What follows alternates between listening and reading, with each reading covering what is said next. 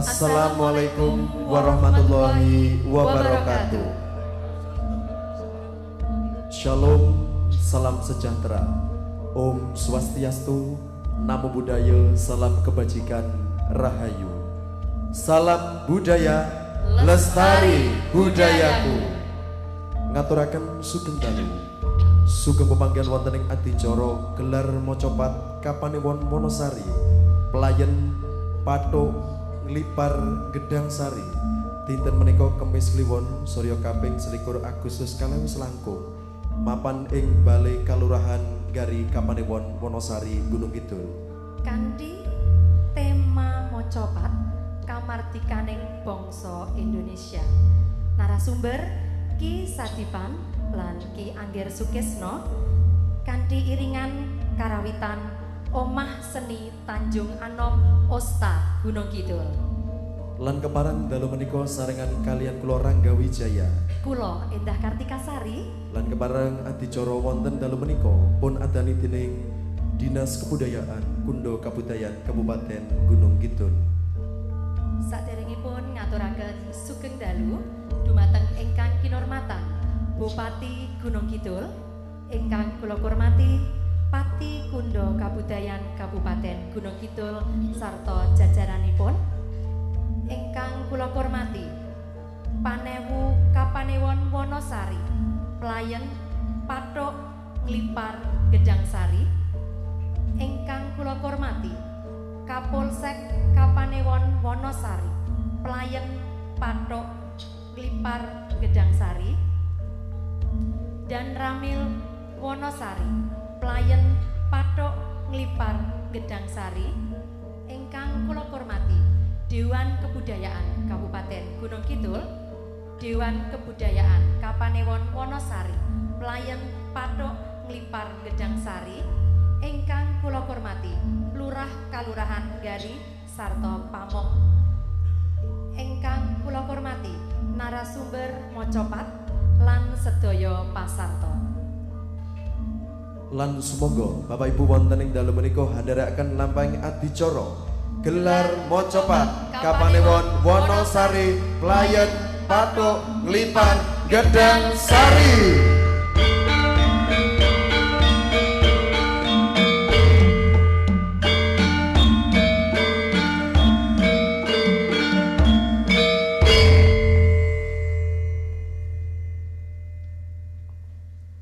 Ngumandangaken lagu kebangsaan Indonesia Raya. Pasarto katuran jumeneng.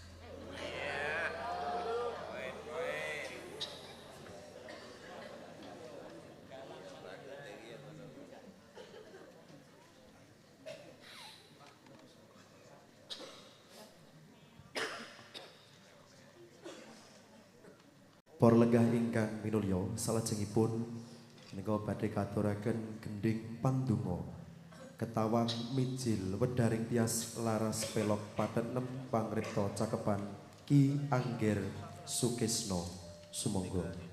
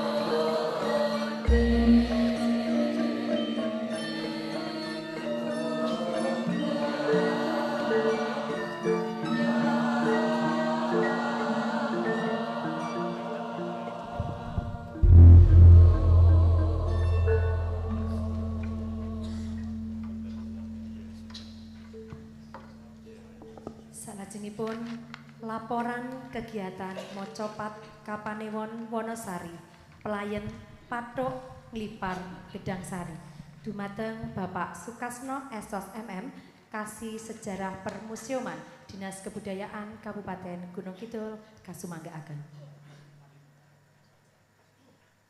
Bismillahirrahmanirrahim. Assalamualaikum warahmatullahi wabarakatuh.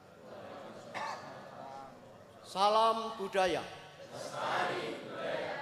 Kabegjan kasugengan miwah kasarasan mugi tansah kasarira panjenengan sedaya dalasan kula.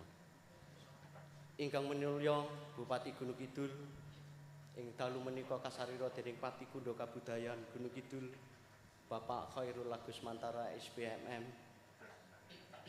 ingkang winantu cagunging pakurmatan Panewu Kapolsek dan Ramil miwah forum komunikasi pimpinan Kapanewon Wonosari, pelayan Pathuk Nglipar lan Gedang Sari, narasumber Ki Sadipan lan Ki Angger Sukisno, Ketua Dewan Kebudayaan Gunung Kidul lan Kapanewon, Lurah Gari lan para pamongipun, ugi para pasarta gelar Mocopat ing dalu menika.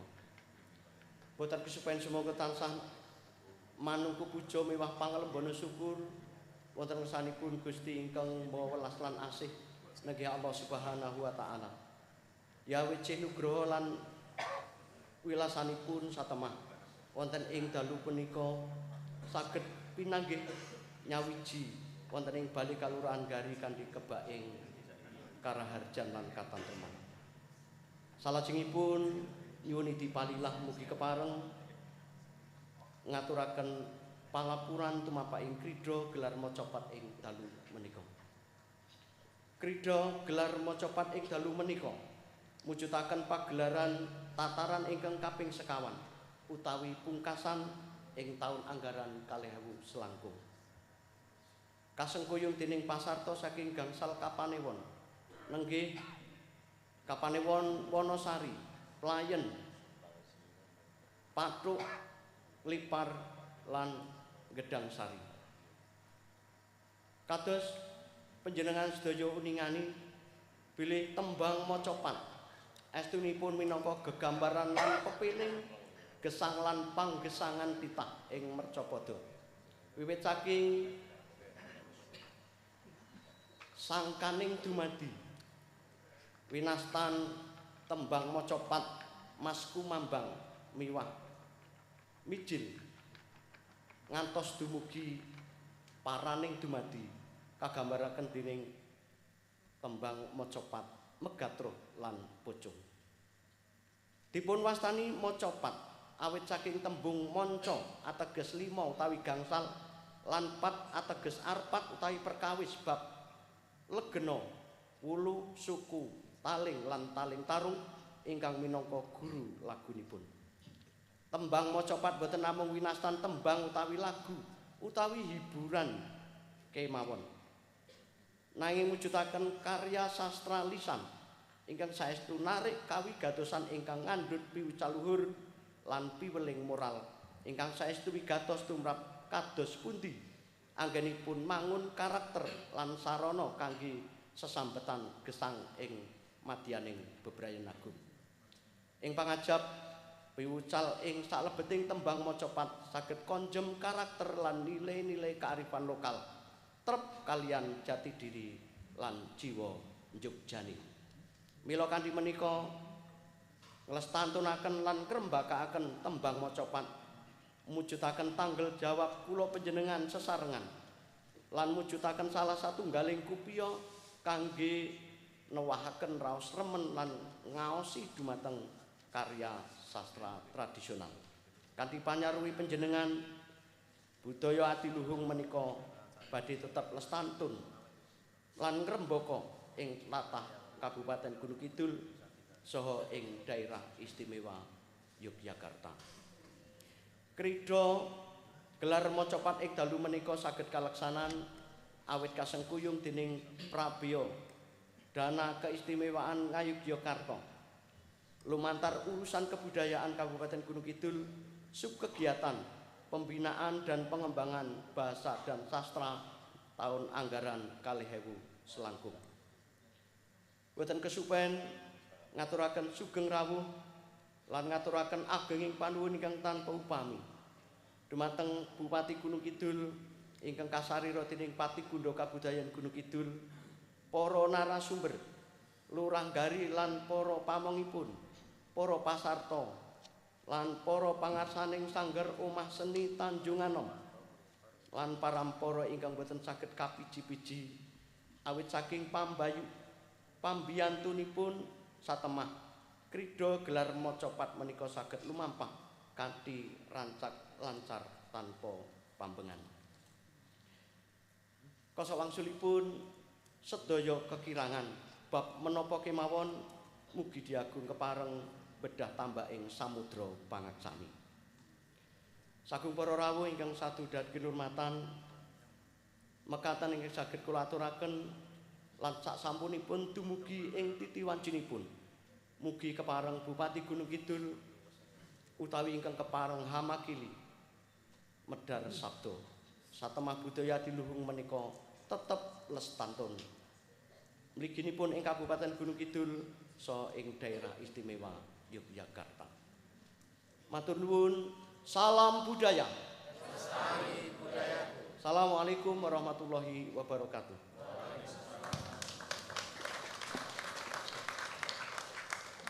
Dumateng panjenenganipun Bapak Sukasno SOSLM dipun aturaken matur nuwun. Salajengipun menika badhe katuraken pangandikan saking Bupati Gunung Kidul ingkang kepareng dalu menika kepareng pun wakili dumateng panjenenganipun Bapak Haji Khairul Agus Mantara pinangka Pati Gunda Kabudayan Kabupaten Gunung Kidul dumateng panjenenganipun sasana wara kepareng pun aturaken sumangga. Matur nuwun. Assalamualaikum warahmatullahi wabarakatuh. Salam budaya. Wonten ngarsanipun narasumber Mas Anggir Sukisno kalian Mbah Sadipan. Ingkang kula hormati kanca-kanca Panewu, Wonosari, Playen, Pathuk, Nglipar Gedangsari, so forum komunikasi pimpinan Kapanewon Pak Kapolsek Pandan Ramil, yang kula hormati Dewan Kebudayaan Kabupaten Gunung Kidul, so Dewan Kebudayaan Kapanewon, ingkang kula hormati Mas Lurah, so jajaranipun, Pak Sekdin, so Pak Kabid, Pak Kepala TPG, so tim, salajengipun para pasarta ingkang bagya mulya. Ingkang sepisan dalu menika jatosipun sampun tragenda ragi dangu ibu nika badhe rawuh karena menika putaran terakhir. Ananging karena dinten menika ibu menika kedah rawuh wonten acara partai niku mboten iso diwakili. Terus kalau ingin niku sampun acara KPK rampit atau malih jadwalipun jatosipun kanca-kanca bidang menika badhe ngawontenaken wonten ing tanggal 22. Kula nyuwun aja tanggal 22, masalahipun tanggal 22 menika gala dinner peparda. Ibu tentu mboten saged rawuh. Aja 23 pembukaan peparda. Nggih maju mawon Mas. Lah pun kencanan dadi jane. Tapi ternyata Gusti Allah dereng ngijabahi ibu dinten menika wonten tugas partai dados narasumber wonten Kaliurang dadosipun nggih sedaya kawon karena menika acara ingkang luar biasa.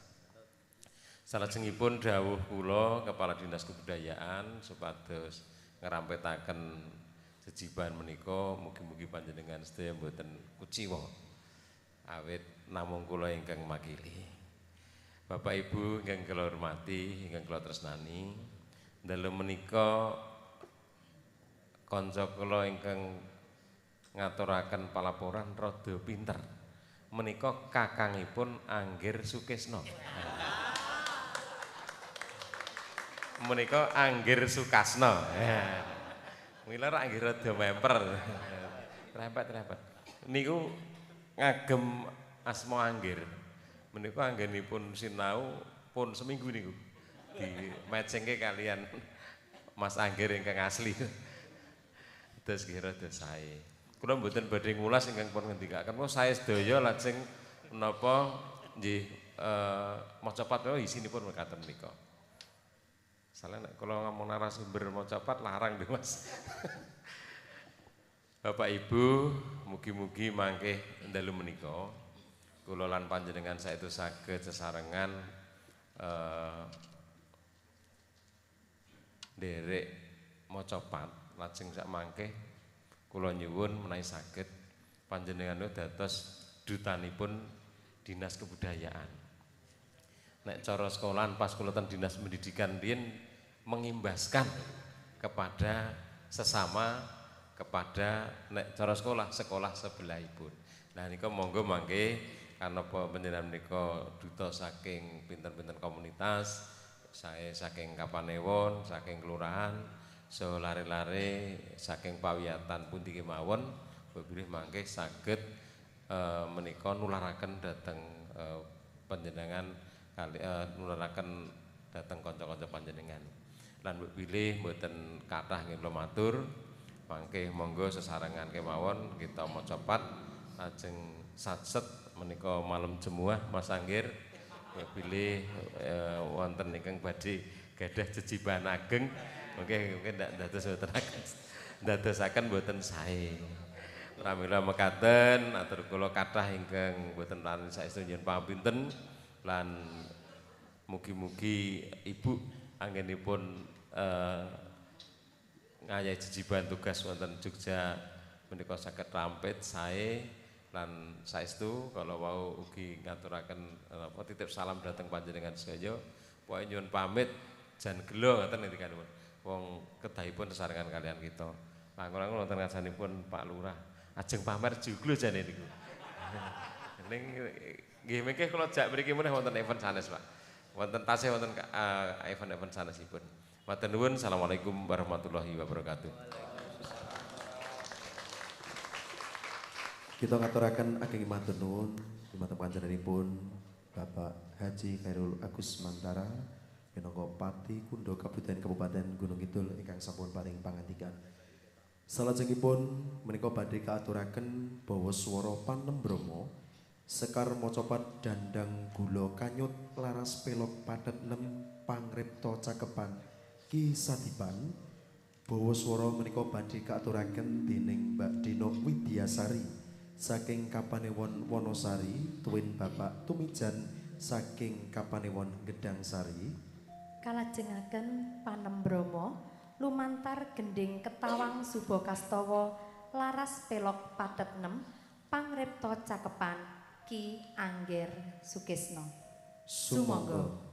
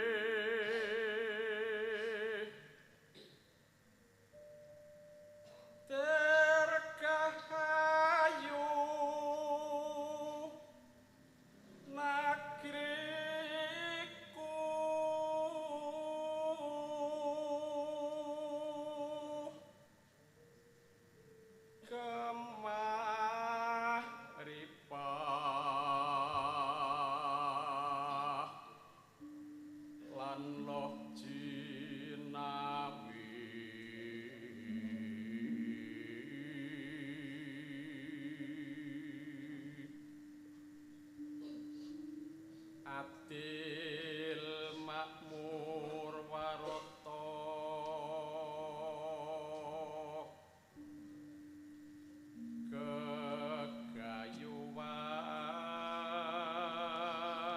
gegayuhan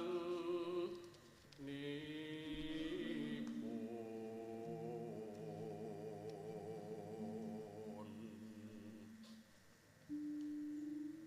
samya cancut tali wanda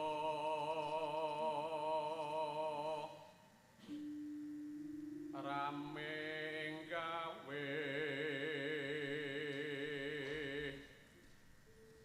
sarta aseping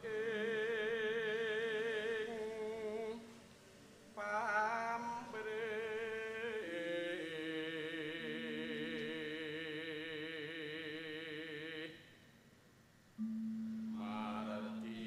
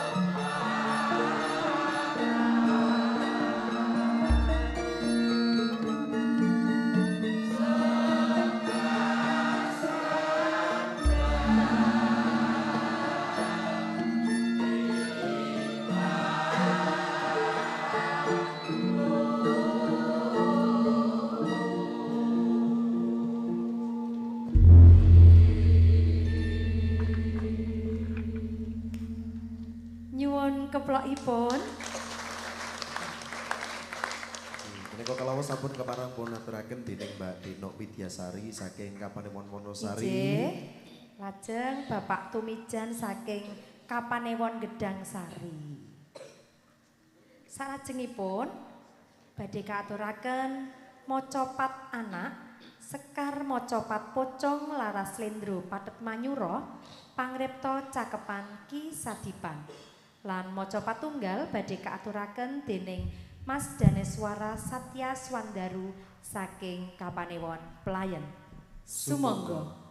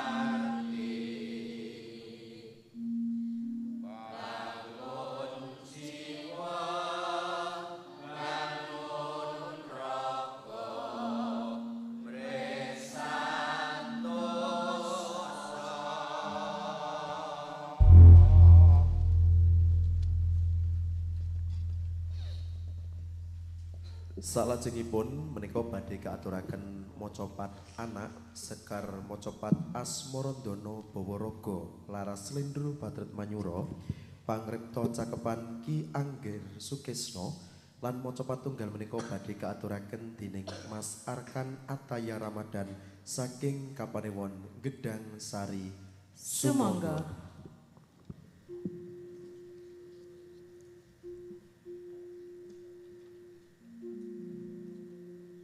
Kinaryata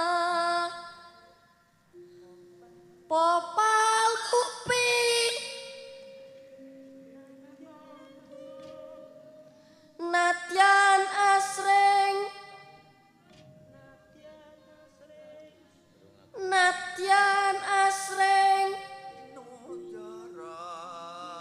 kinunjara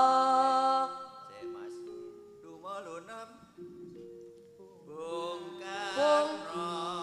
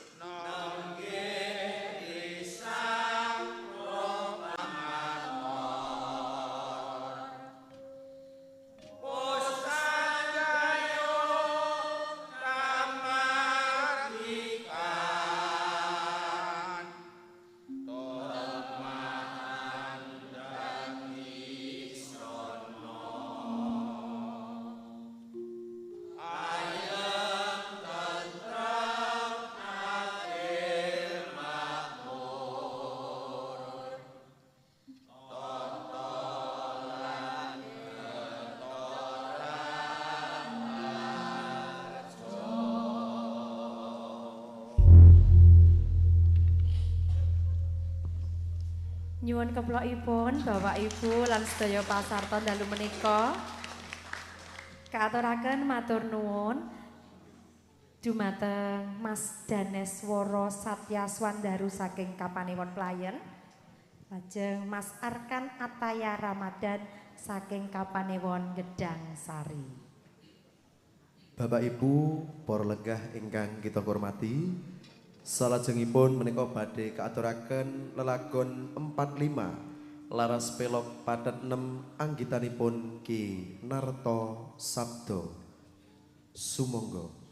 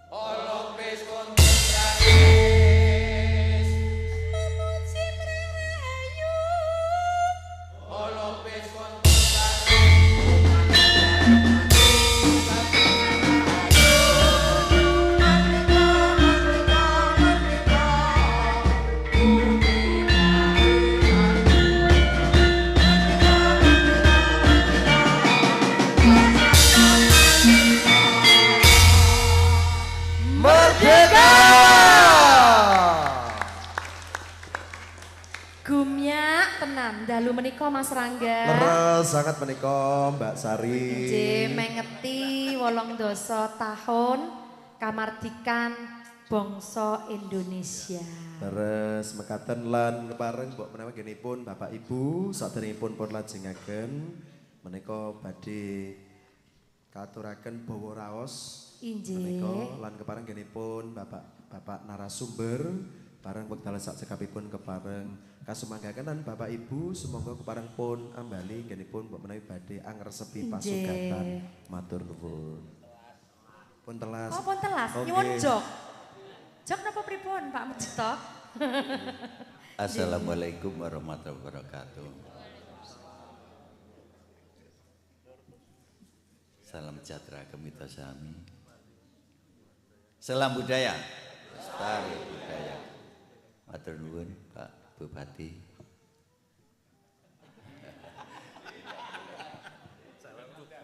Ingkang sampun kula antu-antu rawuhipun. Mboten menapa-menapa sedaya jer menika sepatus rancak sedaya. Ing dalu menika Kundo kabudayan menika saben taun wonten tetandhingan macapat. Wonten seleksi ing tataran kabupaten. Ingkang ngintun saing kapanewon. Tataran anak, remaja lajeng dewasa.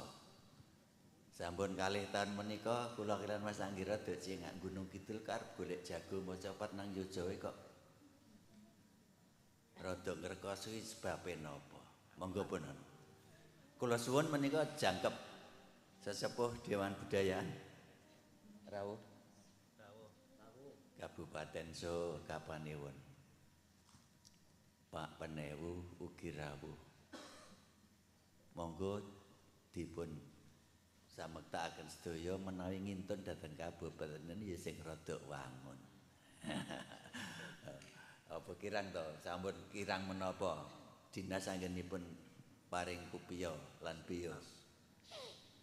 Margi menapa macapaten rada mongko nek Gunung Kidul ki gudanging swara apik.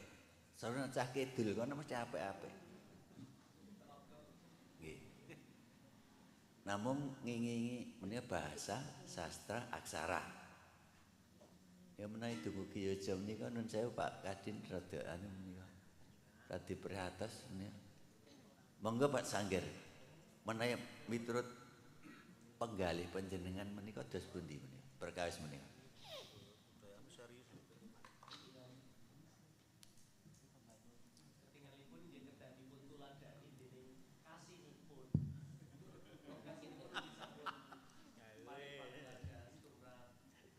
Putra, sing mati iki kono kok sing disengeni aku. Inggih, ngendikanipun Mbah Ipan kepara leres. Sinaosa wonten ing salebeting swasana priatos tumrap putra-putra anggenipun gegulang macapat prayogi dipun canangaken malih tembungipun sakmenika. Aja nganti sok mben menika kebangetan. Awit wonten ing kabupaten kota sanesipun menika ugi nyawisaken iso apik. Lha awakipun piyambak aja nganti ora apik. Nggih. Pinjang rek ingkang dipun aturi dipun piji dandani lare-larene Mbah Ipan to Mas Wawan. Nah. Yen ngaten ana ora apik iki dosane Mbah Ipan sing nglakoni. Nggih, tampi. Inggih.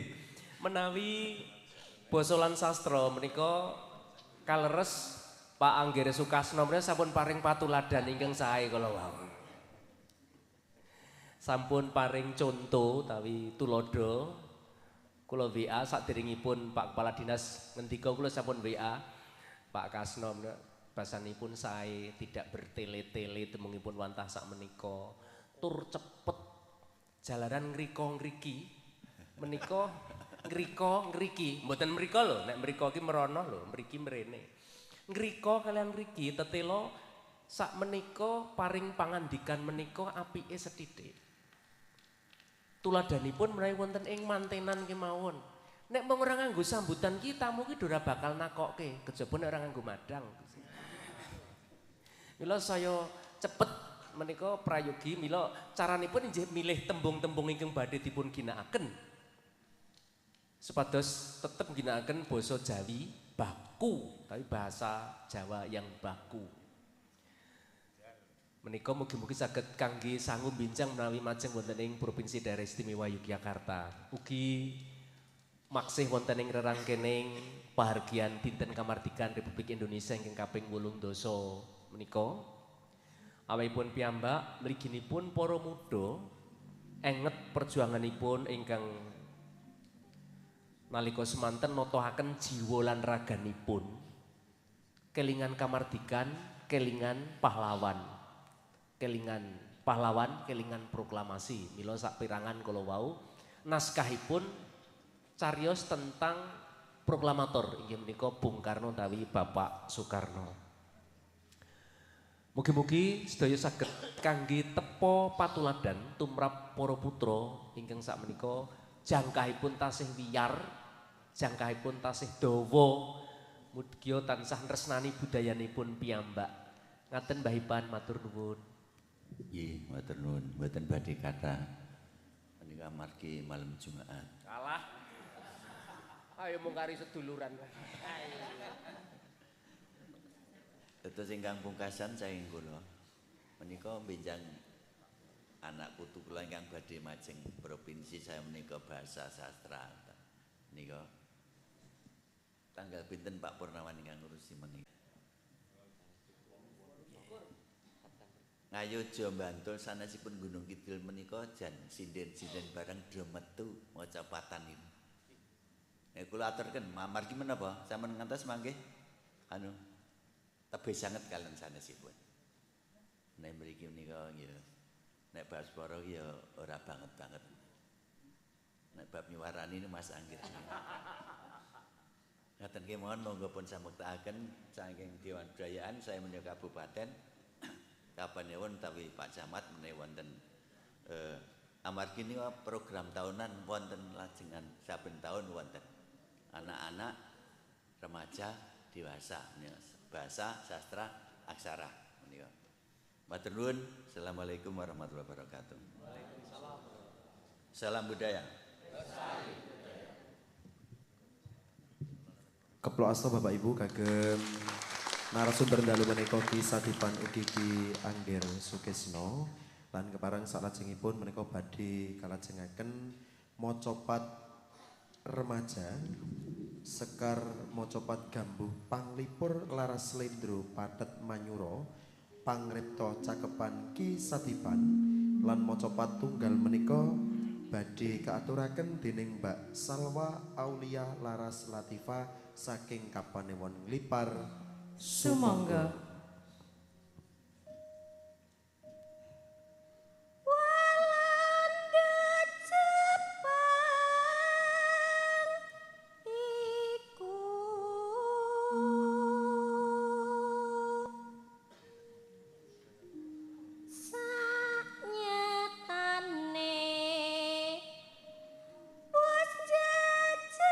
Bangsaku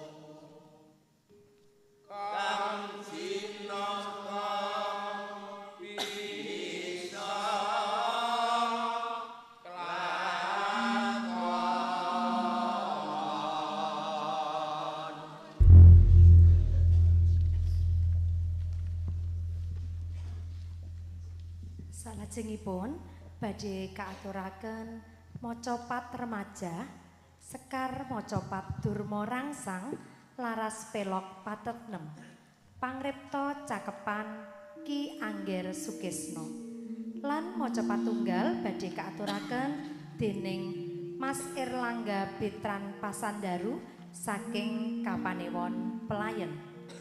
Sumangga. Sejatine ingkang sinebat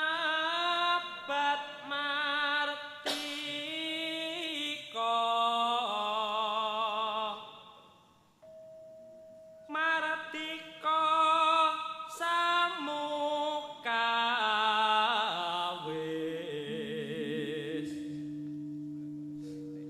tumraping prawarga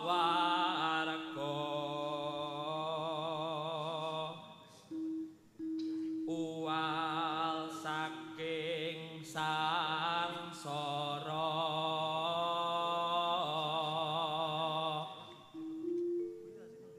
mardika sajroning ati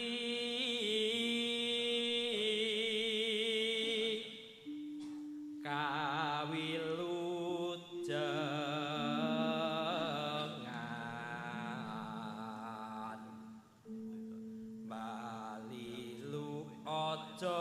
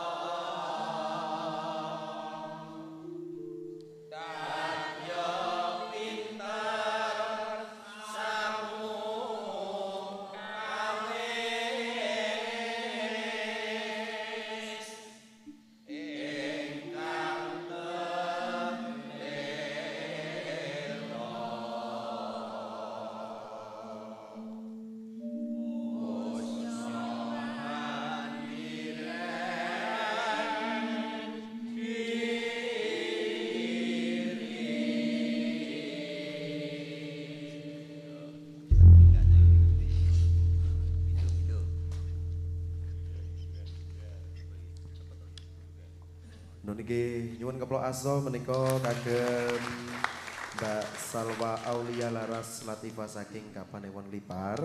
Nggih, ugi Mas Erlangga Betran Pasandaru saking Kapanewon Playen. Lan salajengipun menika badhe katuraken parade lagu-lagu perjuangan Hari Merdeka Garuda Pancasila Halo Halo Bandung Soho Maju Tak Gentar. Sumangga.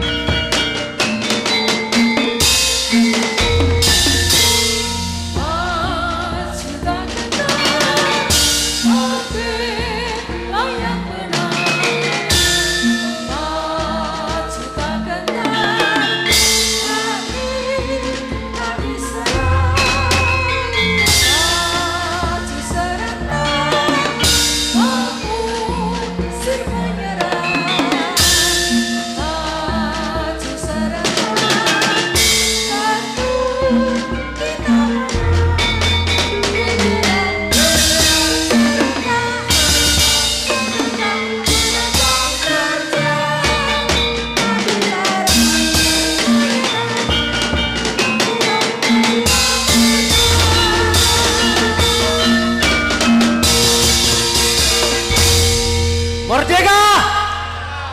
Nyuwun keplok asta kagem karawitan Omah Seni Tanjung Anom Osta Gunung Kidul. Ingkang ngasta kendang sinten Mas Rangga menika wau? Nggih, sinten menika Mbak Sari? Mas Satria. Oh, jenengan iku Mas Angger-anggere sing sae-sae njur langsung diaku anak iki lho piye?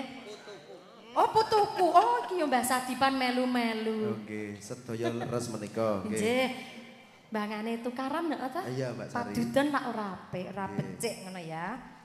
Pun lajengaken Mas Rangga. Nggih, menika wonten macapat dewasa, menika sekar macapat Sinom Grandel Laras Lendro Pathet Songo Pangrekta Cakepan Ki Sadipan.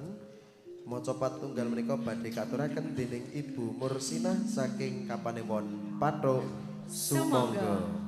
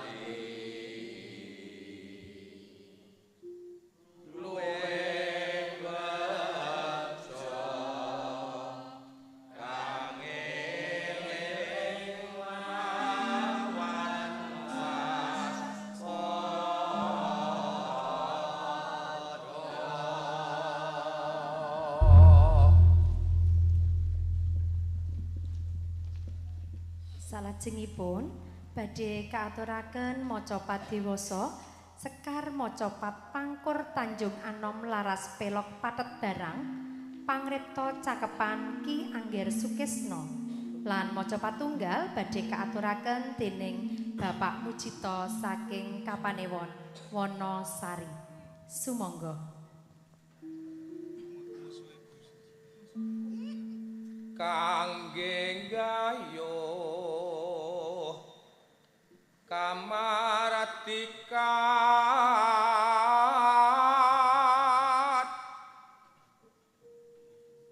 pangorbanan sayekti tan sekedhik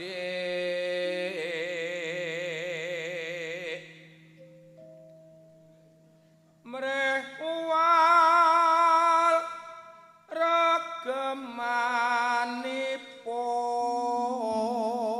regemanipun saking kumpeni londo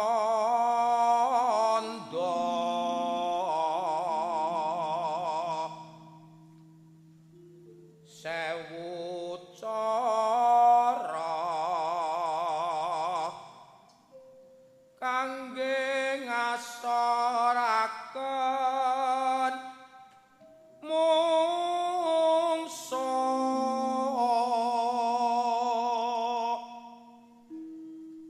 nadyan pirantos prasaja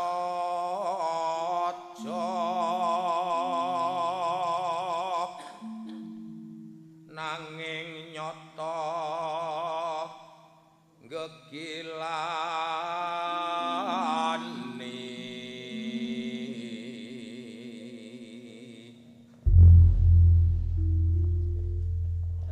ngantos nata agen siwa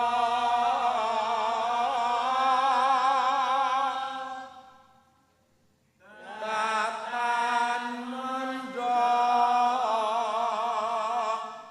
legan kusnya nyawiji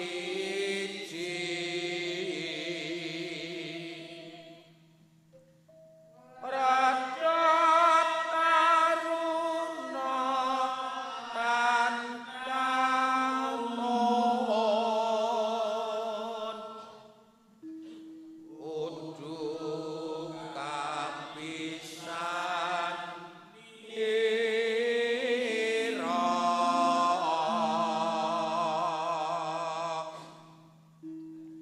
ulah pikir tenaga lan rangson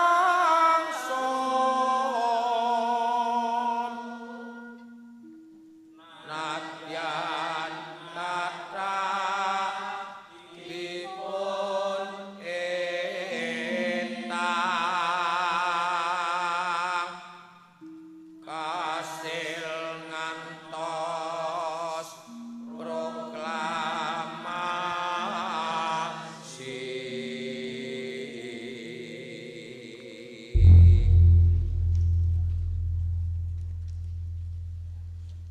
Salajengipun menika badhe katuraken macapat diwasa Sekar Macapat Megatruh Duduk Uluh Laras Pelok Nun sewu Sekar Macapat Megatruh Duduk Uluh Laras Pelok Patet Barang Pangripta Cakepan Ki Sadipan Macapat tunggal badhe katuraken dening Bapak Tamat saking Kapanewon Patruk Sumangga. Kang kalebu titah ingkang hambek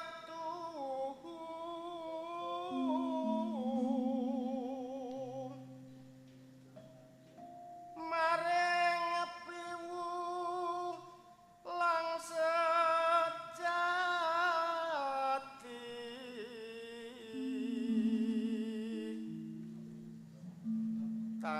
caket mring yuang agung ayu gong sing gunggung diri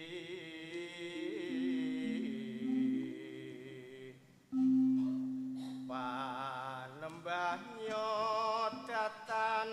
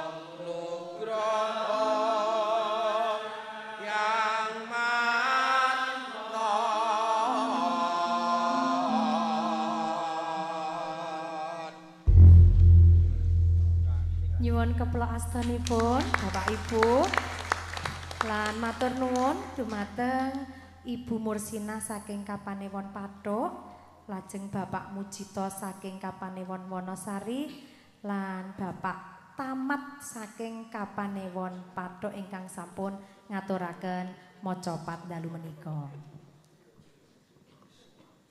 Salajengipun badhe kaaturaken parade lagu daerah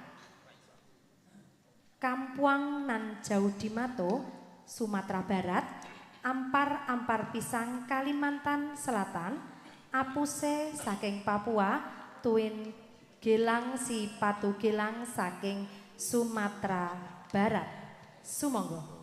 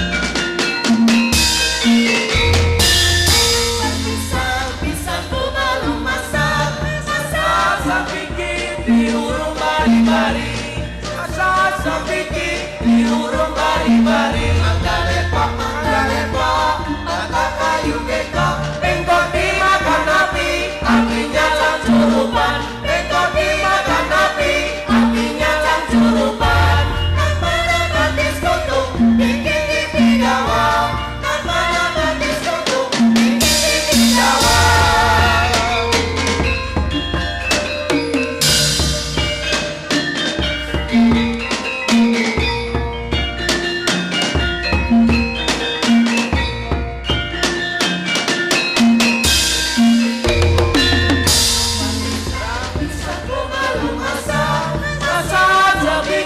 Diurung bari-bari masa semiki diurung bari-bari mandalepak mata kayu bengkok dimakan api apinya curupan bengkok dimakan api apinya curupan nama batis kutuk dipilih di gawang nama batis kutuk dipilih di gawang.